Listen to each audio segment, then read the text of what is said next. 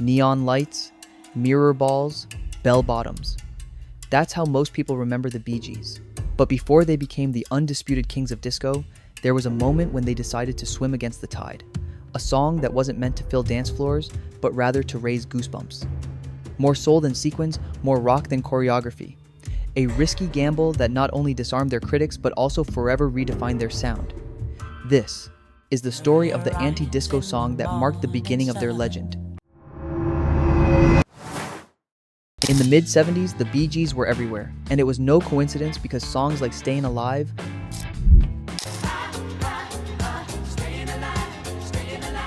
Night Fever, and You Should Be Dancing not only swept the charts, but also defined the sound and aesthetic of an entire era. But here comes the twist, because the same music that made them global icons also began to lock them away. The world began to label them as the kings of disco, and although that title seemed like an honor, it actually brought with it a silent curse that made people stop seeing them as singers, musical artisans, or innovators, and simply consider them a passing phenomenon. And we know what happens with trends. They die quickly. For Barry, Robin, and Maurice Gibb, this was not just an image problem, but a true existential crisis. They weren't born from disco, having emerged in the 60s as soulful balladeers, creating profound songs like Massachusetts, I'm going back to Massachusetts. and To Love Somebody, To love somebody. works that had earned them respect as composers until the disco explosion completely changed the landscape. The irony was that the same industry that once celebrated their versatility now just wanted them to live inside a shiny box called a disco. That sound paid the bills but didn't tell the whole story. And deep down, the Bee Gees knew it, because if they wanted to survive, they had to remind the world who they really were. The pressure began to mount and only got stronger as the disc disaster became more and more evident. By 1977, echoes of fatigue with the genre had been echoing everywhere. Fans were beginning to turn their backs on it, critics dismissed it as bland and predictable, and even record executives seemed resigned to the trend's imminent collapse. The Bee Gees could feel the storm approaching and knew that if they remained too tied to disco music, it could be the end of them. They needed to create a song that could go far beyond the dance floor, something so undeniably beautiful that it could silence any critic with a single note. Inside the studio, the tension was palpable. Robin worried about his credibility, while Maurice, always the silent stabilizer, reminded everyone of their origins as true singers. And Barry was determined. He firmly believed that melody would always outlast fashion, and he wanted to prove it. Years later, he would sum it up in a phrase that was etched in his mind: "We are singers before anything else." That conviction became their sword as they began working on a song that would turn off the bright lights and reveal raw emotion. And here, the irony was evident. While the world saw them as the kings of disco, their true challenge wasn't to make another dance album, but to write a ballad. A love song so unexpected that, when it became a trend, it would prove they belonged on the same level as the best songwriters of their generation. They weren't looking for a club hit, they needed a classic for the soul. That mission led them to late-night sessions, silent pianos, and harmonies designed for intimacy rather than spectacle. What emerged from that pressure wasn't just another song, but a cry amidst a world saturated with noise, a melody filled with tenderness in every note. And when the first chords of How Deep Is Your Love began to take shape, they knew they had something different, something powerful enough to change the narrative. It wasn't disco, it was something else. It was unexpected. The inspiration for How Deep Is Your Love came at a time when the Bee Gees were trying to balance two opposing realities: the frenzy of disco fame and the melancholy of their true artistic essence. They weren't looking for another dance track to fill the charts. What they needed was a song that spoke directly to the heart. Barry Gibb, always the creative force and melodic mastermind of the group, began sketching out ideas on a simple keyboard. What emerged wasn't made for glitter, but for intimacy. A ballad capable of feeling personal, even in the middle of a packed stadium.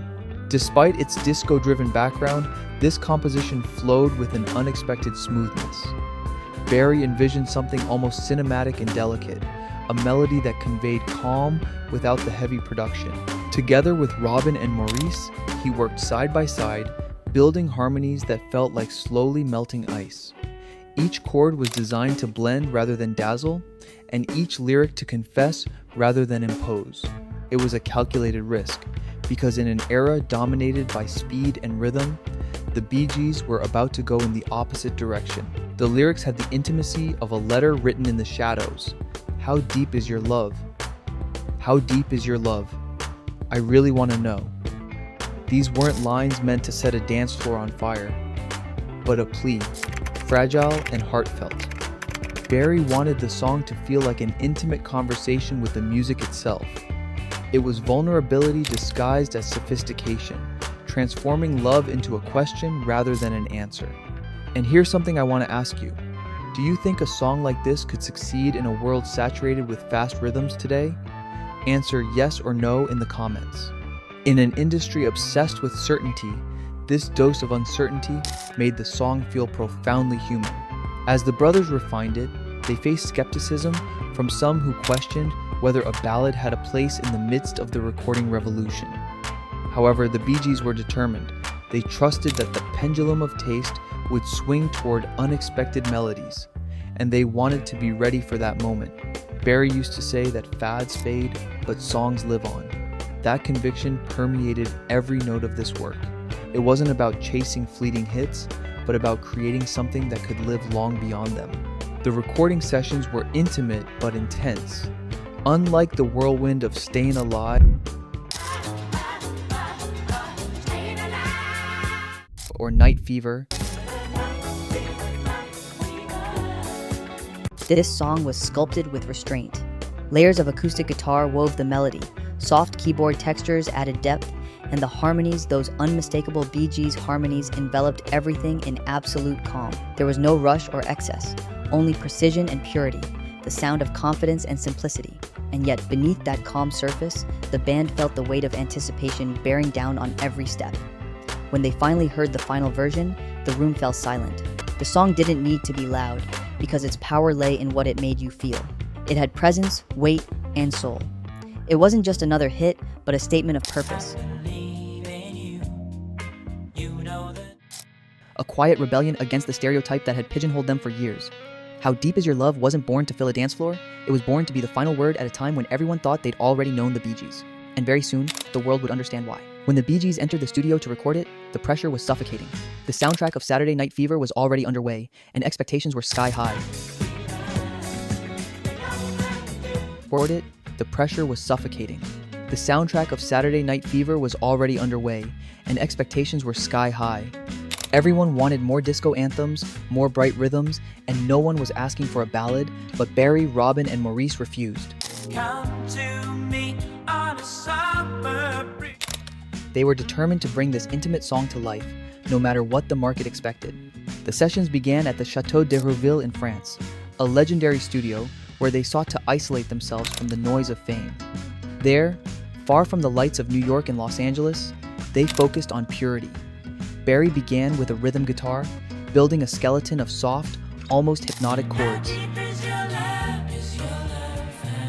Robin and Maurice joined in, adding harmonies as fragile as glass, but impossible to break. Every sound was measured with millimetric precision. Every note had to convey emotion without a single excess. Technically, the song was deceptively complex. Beneath a smooth surface lay hours of meticulous work. The brothers obsessed over vocal layers, recording dozens of takes to achieve the perfect mix. Barry's signature falsetto was restrained here, adding intimacy rather than drama. They weren't following a trend. They were creating a piece of art meant to transcend decades. They wanted the mix to sound warm, yet clear, polished yet natural. That balance became their obsession. The risks were enormous, as the band struggled to prove they weren't prisoners of the disco machine. Robin pushed for vocal nuances, Maurice championed instrumental elegance, and Barry maintained the melodic vision. There were tensions, arguments, and raw emotions. But the goal, above any ego, was to compose a song that broke stereotypes. Meanwhile, the industry hesitated. Why slow down when the world wants to dance? The producers said. But the Bee Gees didn't budge. When the final take was finished, the air in the studio became dense. Soft keys floated beneath a layer of harmonies, the bass line beat like a heart, and the guitar whispered instead of screaming. Listening to the final recording, they knew they had captured something different, something that didn't demand attention, it earned it. In a market obsessed with noise, this song invited them to pause. And when they decided to submit it, they were exhausted but proud. It wasn't just another track to fill a soundtrack. It was their manifesto, a reminder that melody still mattered and that sincerity could conquer the charts.